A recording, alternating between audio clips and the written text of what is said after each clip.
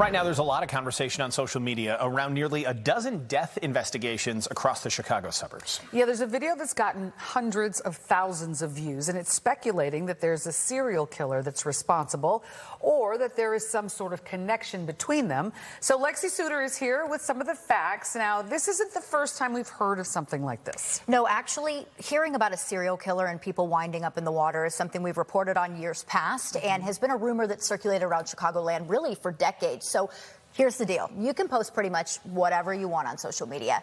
Doesn't mean it's true.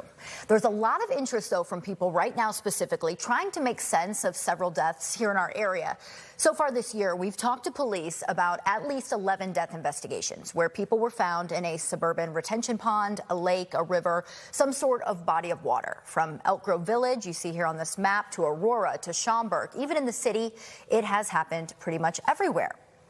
Now, just yesterday, a man who police called suspicious drowned in a small body of water in Palatine. Police say they were attempting to stop him, and as they were doing so, the man willingly ran into the water and he never resurfaced. I have reached out to numerous police departments today to get information on several other drowning incidents.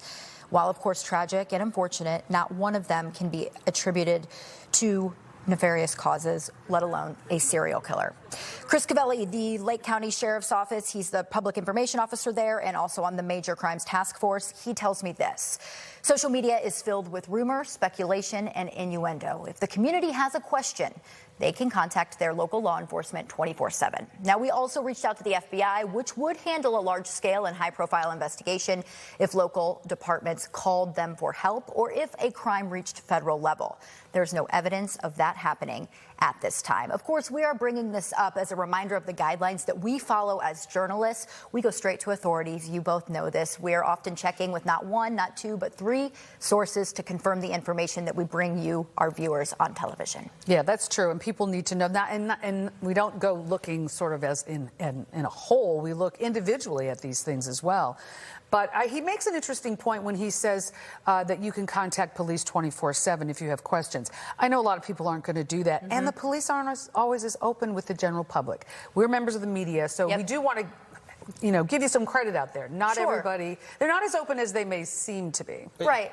And guesses are easy, answers are hard, right? Good and there's point, the difference between those two to get to a definitive answer. But I agree with what you were saying, Marion, is that may be a way for the police to call in and say, give us tips. If you got ideas, it's their job to investigate maybe some of those theories. Absolutely. And certainly there's a conversation out there, right? This prompted our reporting today and double-checking and triple-checking and calls several of those departments that I just, read to you about the towns where these things happened.